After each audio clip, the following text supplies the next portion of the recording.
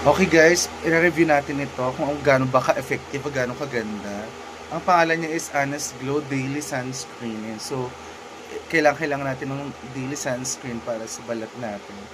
So, para may ipakita sa inyo na wala siyang kakimihan o wala itong filter. Ayan.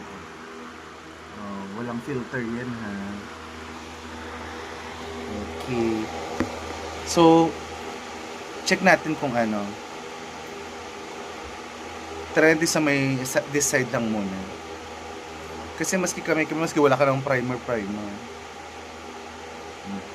Kalahati.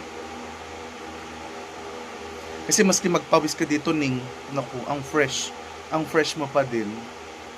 Nirecommend ko na to sa mga family ko sa Bayombong. Nagustuhan din nila to. Yung amoy niya is amoy sakura.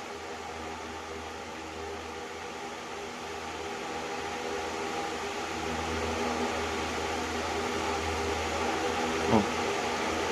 Kita mo yan? Mm. Mm. This is weird. Oh.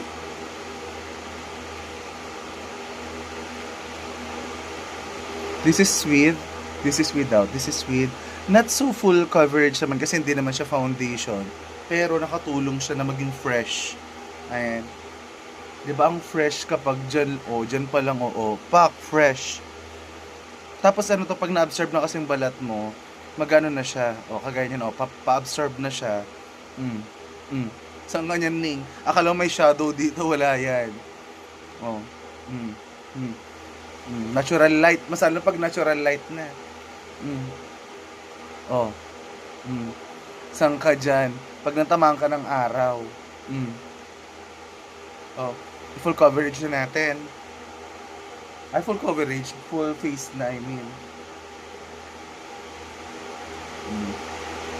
Ayan, pak. Ito yung may ito yung wala, Siyempre, lagyan din natin ng leeg para pumantay.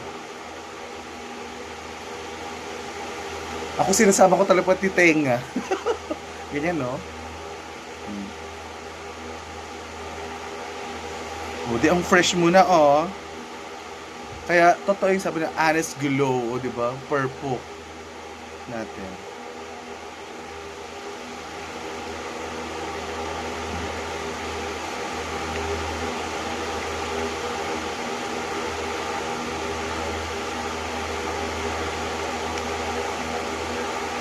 Mm. Di ba? Ang ganda.